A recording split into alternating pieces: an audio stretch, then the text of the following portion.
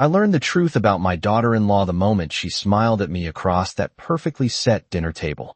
My name is Margaret Collins. I am 68 years old, and for most of my life I believe that if you gave your family everything, your time, your savings, your love, you would be safe in your own home.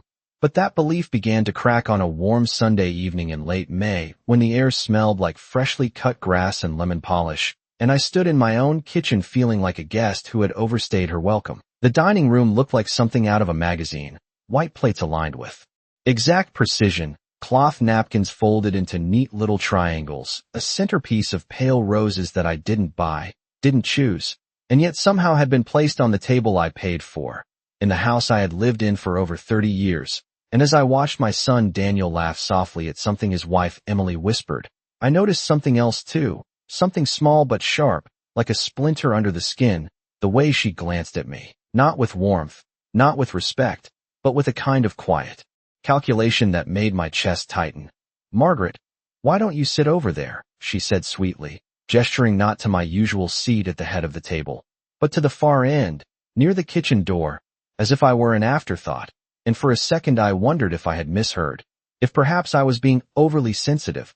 But then Daniel didn't correct her, didn't even look up, and that silence spoke louder than anything else in the room. I sat down slowly, smoothing my skirt over my knees, telling myself it was just one dinner, just one small change, but deep inside, something shifted, something old and steady began to feel uncertain, and I realized that this wasn't just about where I sat. It was about where I stood in my own family. I had invited them to live with me after Daniel lost his job 2 years ago. I had cleared out the guest room, paid the utilities, even covered their car insurance when things got tight. And I never once made them feel like a burden because that's what mothers do. We carry the weight so our children don't have to. But now, as I watched Emily serve the meal she had insisted on cooking, placing plates down with a quiet authority that didn't belong to her, I began to see the edges of something I had been too trusting to notice before. I've made a few changes around the house, she said casually, as if she were talking about rearranging flowers. I think it'll be better for everyone. And Daniel nodded again, always nodding, always agreeing. And I felt that splinter press deeper, because no one had asked me, no one had included me, and yet somehow everything was already changing.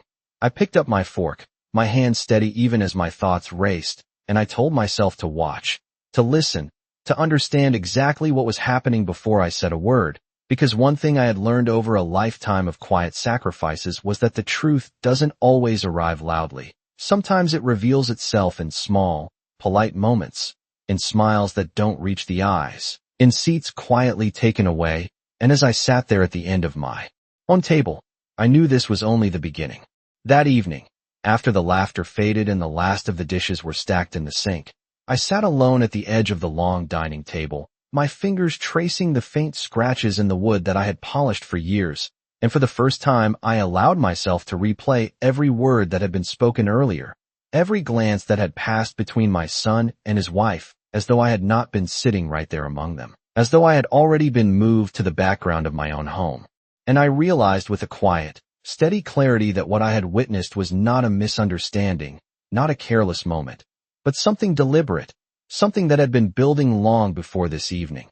I remembered how she had insisted on organizing the gathering herself, how she had gently but firmly told me to rest, to let her take over, and at the time I had smiled, thinking it was kindness, thinking it was her way of finally embracing me as family.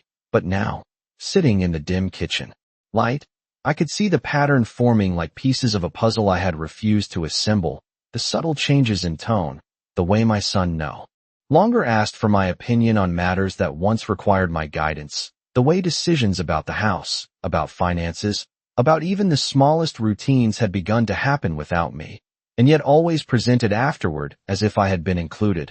I stood up slowly, my knees reminding me of my years, and walked toward the hallway where the framed photographs hung, each one a chapter of a life I had built with patience and sacrifice.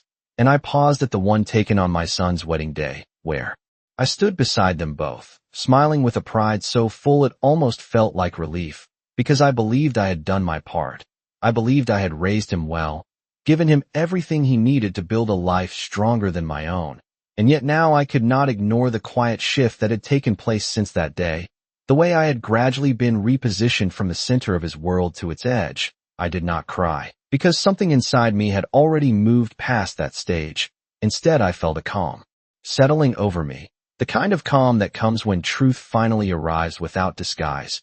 And in that calm, I began to think not about what I had lost, but about what I still controlled, because this house, these walls, the very ground beneath our feet, they all carried my name, my history, my years of work and careful planning. And for the first time that evening, I understood that while they may have begun to treat me as if I were no longer essential, they had made one critical mistake. They had assumed that I would continue to remain silent, to accept the slow erasure of my place without question.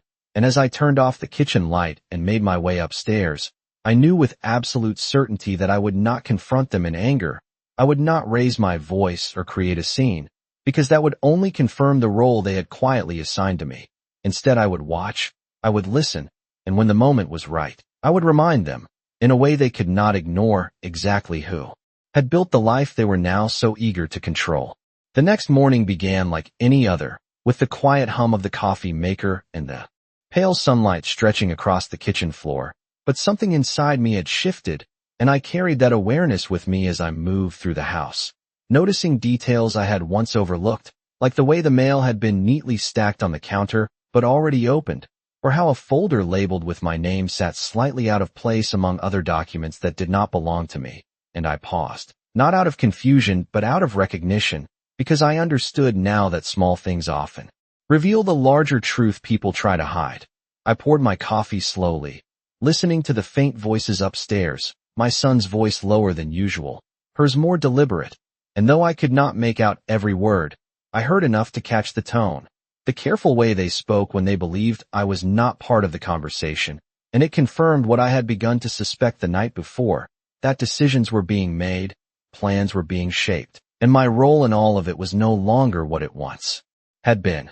I carried my cup to the living room and sat in the chair by the window, the same chair where I had once helped my son with his homework, where I had waited for him to come home late from his first job, where I had believed that everything I built would one day become something we shared, and I allowed myself to think not about the hurt, but about the pattern, because patterns do not lie. People do. Later that morning, she came downstairs with a bright, practiced smile, asking if I had slept well, her voice light and polite, and I answered just as calmly, watching the way her eyes moved, not quite meeting mine, as if she were measuring something, as if she were checking whether I had noticed what was changing around me.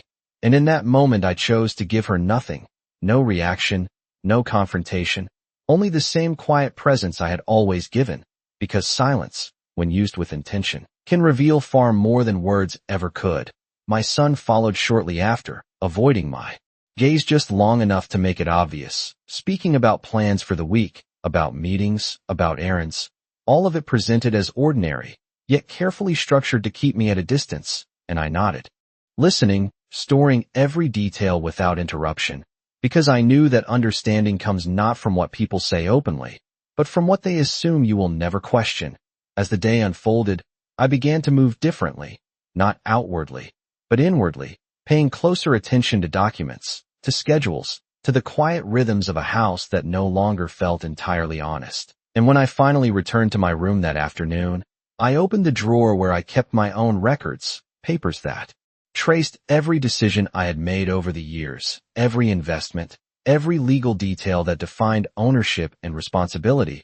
And as I reviewed them with steady hands, I felt that same calm from the night before settle deeper within me, because whatever they were planning, whatever quiet rearrangement they believed they were making, they had forgotten one simple truth, that I had never built my life on assumptions, and I had never handed over control without understanding exactly what it meant. And as I closed the drawer and looked around the room that still carried my history in every corner, I knew that the time for observation was nearing its end, and the time for action, quiet and precise, was beginning to take shape. By the following afternoon, the house carried a different kind of silence, one that no longer felt peaceful but carefully managed, as if every movement had been rehearsed and every word weighed before being spoken, and I continued to move through it with the same quiet awareness, noting how certain drawers that were once untouched had begun to shift slightly out of alignment, how the study door, which I always kept closed, had been left open just an inch too wide, enough to suggest someone had entered and wanted to appear as though they had not, and I did not confront it, because confrontation would only close the door on the truth that was slowly revealing itself. Instead, I chose to follow the rhythm they believed I could not hear, and that afternoon, when both of them left the house under the simple explanation of running errands, I allowed myself the first deliberate step beyond observation, walking into the study with calm, measured steps, my hand steady as I approached the desk, where important documents had always been kept in careful order, and it did not take long to notice what had changed. A folder slightly thicker than before, a paper misaligned just enough to catch the eye of someone who knew exactly how things were meant to be. I opened it without hesitation, not out of suspicion but out of confirmation, and as I read through the contents, I felt no shock, only a deep, steady understanding settling into place, because the documents spoke clearly in a language I had learned many years ago. Adjustments to ownership structures, preliminary drafts of legal transfers, language that suggested preparation rather than completion, and what mattered most was not what had been finalized, but what had already been imagined without my knowledge. I closed the folder gently, returning everything to its exact position, because precision matters when you intend to let others believe their plans remain hidden. And as I stepped out of the study, I realized that what they were building relied entirely on one assumption, that I would remain unaware until it was too late to respond, and that assumption, more than anything else, was where their confidence would fail them. When they returned later that evening, their energy carried a quiet sense of progress, subtle but unmistakable, and I greeted them the same way I always had, with calm politeness, asking simple questions, listening to carefully crafted answers, and offering nothing in return that might suggest I had seen beyond the surface they were maintaining, because the strength of my position no longer came from reacting, but from knowing.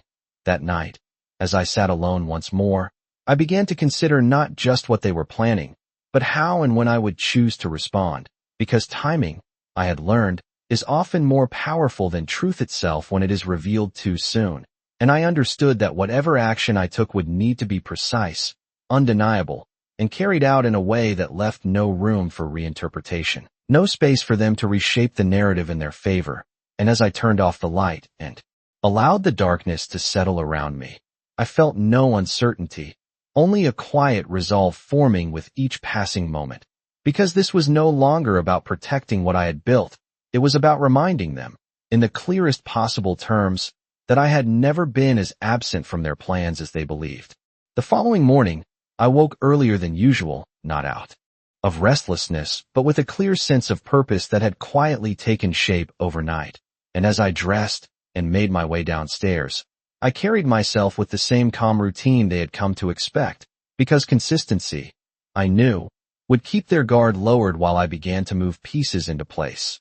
The kitchen was empty, the air still holding the faint scent of coffee they had already shared without me, and I noted it without reaction, because small exclusions often reveal larger intentions, and I had already learned to read them carefully. After preparing my own breakfast, I sat at the table with my notebook, the one I had used for years to track expenses, plans, and important dates, and I began reviewing not just what I had built, but how it had been structured, every account, every document, every legal safeguard I had once put in place, not out of fear, but out of discipline. And as I moved through each detail, I saw clearly where their assumptions had formed, where they believed access meant control, and where they had underestimated the boundaries that still existed beneath the surface. Later that morning, I made a phone call, a simple, quiet conversation that required no explanation beyond a request to review and update existing arrangements. My voice steady, my words precise, because this was not about creating something new. It was about reinforcing what had always been mine, and ensuring that any path they believed they were creating would no longer lead where they expected. When I ended the call, I felt no triumph, only a sense of alignment, as though the balance that had been slowly shifting was now returning to its rightful place. Throughout the day, I continued as usual, responding politely, listening more than speaking, observing how their confidence seemed to grow with each passing hour, how they moved more freely through spaces they had once approached with hesitation. And it confirmed what I already understood, that they believed. Time was on their side, that whatever they were preparing would unfold without resistance. And that belief, more than anything else, would make what came next impossible for them to anticipate. That evening, as we sat together once again, the conversation remained light, almost rehearsed in its normalcy, and I allowed it to continue that way, because there is a moment when truth carries the most weight, and it does not arrive through sudden confrontation, but through quiet, undeniable clarity that leaves no room for denial or excuse. And as I looked across the table at the two of them, I no longer saw uncertainty or even betrayal as something personal. I saw a sequence of choices they had made, each one built on the assumption that I would remain exactly who I had always been in their eyes, someone patient, someone yielding, someone who would not disrupt the comfort they had created for themselves. And as that realization settled fully into place, I understood that the most powerful response would not be to argue, but to act in a way that would shift everything without raising my voice, without warning, and without giving them the chance to prepare, because the foundation they were relying on was already beginning to change, and they simply had not realized it yet. 2 days passed with a quiet, almost deceptive normalcy, and during that time I noticed something that confirmed everything I had begun to understand. Their sense of ease had grown into something closer to certainty, the kind of certainty people only show when they believe the outcome is already secured, and it revealed itself in small but telling ways. In how she began suggesting changes to the house without hesitation, mentioning renovations, rearrangements, even discussing what should be done with certain rooms as though the decisions were already hers to make. And my son, instead of pausing or looking to me as he once would have, simply agreed, nodding along as if my presence in the conversation no longer required acknowledgement beyond polite silence. I listened carefully, not interrupting, because every word they spoke added another layer to the picture I was building. And what became clear was not just their intention, but their timeline. They were not waiting for permission. They were preparing for transition, a quiet shift where I would eventually be moved aside in a way that could be explained as natural, reasonable, even necessary. That afternoon, I received a call confirming that the updates I had quietly set in motion were complete, and as I thanked the person on the other end, I allowed myself a brief moment to sit with the significance of that confirmation.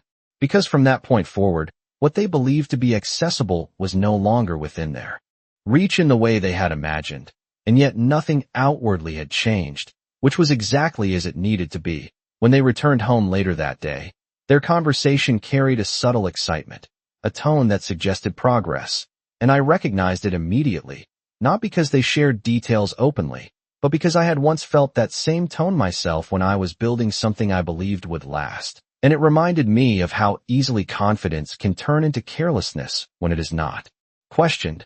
That evening, as we gathered again in the living room, she brought up the idea of hosting a larger family dinner in the coming week, something more formal, something that would bring extended relatives into the house. And she spoke as though she were taking initiative for the good of the family, presenting it with warmth and enthusiasm. But beneath that surface I could see the purpose clearly, a setting, a moment, a stage where roles could be subtly redefined in front of others, where perception could begin to shift in a way that would make any future changes seem accepted rather than imposed. And I understood then that their plan was not just about control, it was about narrative, about shaping how others would see the transition before it fully took place. I agreed without hesitation, my voice calm, my expression unchanged, because the opportunity they believed they were creating for themselves was, in truth, the very moment I had been waiting for, a setting where everything could be revealed not through accusation, but through clarity so direct that it would leave no space for interpretation. And as the conversation moved on, and they settled into their growing confidence, I felt a steady certainty within me, because the pieces were no longer just being observed or prepared, they were now aligned. And the moment they believed would secure their position was quietly becoming the moment that would undo it entirely. By the time the sun dipped low behind the maple trees lining the quiet suburban street, the house that once felt like mine had become a stage I no longer recognized. And yet for the first time in months, I was no longer afraid of it. I sat at the small wooden desk in the guest room they had quietly pushed me into weeks ago, my hands resting on a folder that contained copies of everything they thought I would never understand. Bank statements, property records, signatures that did not quite match mine, and messages carelessly left open on a shared tablet they assumed I did not know how to use. I had spent years being underestimated, dismissed as a woman too old to keep up, too gentle to question, too dependent to resist. That illusion had become their greatest mistake. Earlier that afternoon, I had made 3 phone calls. The first was to my attorney, a calm and patient man who had helped me update my will years ago when my husband passed. The second was to my bank, where a young woman with a steady voice confirmed that several unusual transactions had been flagged but never verified directly with me. The third call was the hardest. It was to my son. I did not raise my voice. I did not accuse. I simply asked him to come home early because there were matters we needed to discuss face to face, as a family should. When he walked through the front door that evening, I could see the tension already written across his face, as if he sensed the shift in the air. His wife stood behind him, arms crossed, her expression carefully composed, but her eyes flickered with something sharper, something defensive. I invited them to sit at the dining table, the same table where I had once served birthday cakes and Thanksgiving dinners, where laughter used to fill every corner of the room. I placed the folder gently in front of them and opened it without a single dramatic gesture. Page by page, I laid out the truth they had tried to bury beneath polite smiles and whispered conversations. I watched as confusion turned into silence, and silence into a kind of uneasy awareness neither of them could escape. I did not rush. I let each document speak for itself, each detail forming a quiet but undeniable picture. My son looked at me as if seeing me for the first time, not as someone fragile, but as someone who had been paying attention all along. And when I finally spoke, my voice was steady, not loud, not cruel, but clear in a way that left no room for misunderstanding. I told them that respect was not something given out of obligation, but something proven through action, and what I had seen over the past months was not care, not love, but calculation. I told them that I had already taken steps to protect myself, legally and financially, and that from this moment forward, nothing in this house would move without my knowledge or consent. There was no shouting, no chaos, only the quiet unraveling of a story they thought they controlled. And in that stillness, I realized something I should have understood long ago. I was never powerless. I had simply been patient long enough for the truth to reveal itself. The silence that followed my words did not feel empty. It felt heavy with everything they had avoided saying for far too long. And for the first time, neither of them tried to fill it with excuses right away. My son leaned back in his chair, his hands pressed together as if he were trying to hold on to something steady, while his wife kept her eyes on the papers in front of her, scanning them again as though the details might somehow change if she looked long enough. I remained where I was, calm and composed, giving them the space to respond, but no longer offering comfort that had never been returned to me. After a long moment, my son finally spoke, his voice quieter than I had heard in years, asking why I had not said anything sooner, why I had let things go this far. I looked at him with a kind of clarity that only comes after disappointment settles into understanding, and I told him the truth. I said that I had been watching, listening, waiting to see if the values I raised him with would guide him back on his own, but instead I saw choices being made again and again that placed convenience above integrity. His wife shifted in her seat then, her composure beginning to crack, and she tried to explain that everything they did was for the future, for stability, for building something secure. I did not interrupt her, but when she finished, I simply asked whose future she was protecting if it required removing me from my own foundation. That question lingered in the air longer than any accusation could have.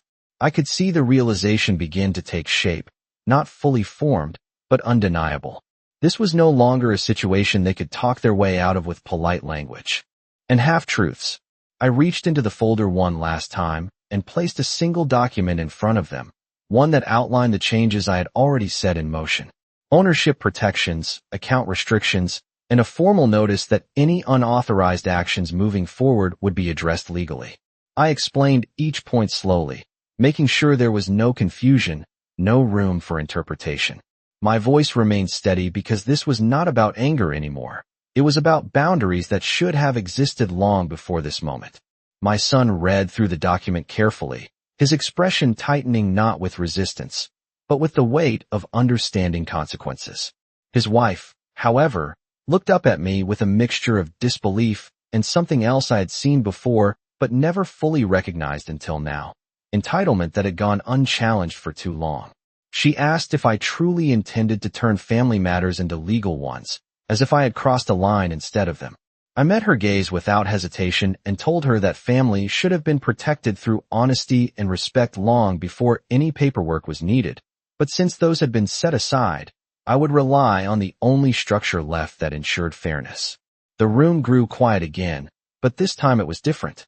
It was no longer filled with avoidance or denial, but with the beginning of accountability. And as I sat there, I felt something shift within me that I had not felt in a very long time. Not just control over my circumstances, but a quiet certainty that I was finally standing exactly where I should have been all along, no longer asking for my place in my own life, but firmly claiming it. By the time the sun dipped behind the maple trees lining the quiet street, I had already made my decision, and unlike the trembling woman they thought I was, this time I felt something steadier than anger, something colder and far more precise. Because clarity has a way of arriving only after everything else has been taken from you piece by piece, and I finally saw every moment for what it truly was. Every forced smile at the dinner table, every whisper that stopped when I entered the room, every small exclusion that slowly turned into something undeniable, and as I sat alone in the guest room they had so casually assigned me, I realized that I had not been pushed aside overnight. I had been carefully erased, and the cruelest part was how politely they had done it, how they wrapped their intentions in soft words and empty reassurances, as if kindness could disguise betrayal. But I was done accepting crumbs of respect in a house that once carried my name. And so I reached for the one thing they never expected me to use, the truth. Documented, undeniable, patiently preserved over the years like a quiet insurance policy I never thought I would need, because while they believed I was out of touch, I had been paying attention to the paperwork, to the signatures, to the subtle changes that appeared without my consent. And earlier that afternoon, while they were busy celebrating their version of a future that no longer included me, I had already spoken to Mr. Carter, the attorney who had helped my late husband and me build everything from the ground up, and his voice on the phone had not carried surprise, only confirmation, because what I suspected had already been set into motion, and what they thought was final was anything but. And for the first time in months, I allowed myself to breathe without that tightness in my chest, because I understood something they did not. Ownership is not just about whose name is spoken at the table. It is about whose name is written where it truly matters, and mine had not disappeared. Not yet, and not without a fight they were completely unprepared for. And as I carefully folded the documents back into my bag, I felt no need to rush. No need to confront them in anger or desperation, because timing, I had learned, is the difference between being dismissed and being heard. And tomorrow, when everything they believe to be settled begins to quietly unravel, I will not need to raise my voice. I will not need to beg for a seat at their table, because I will be standing in a place they can no longer ignore, not as a burden, not as an afterthought, but as the woman who built the very foundation they now stand on. And for the first time since this began, I am no longer reacting to what they have done. I am preparing for what I am about to do next.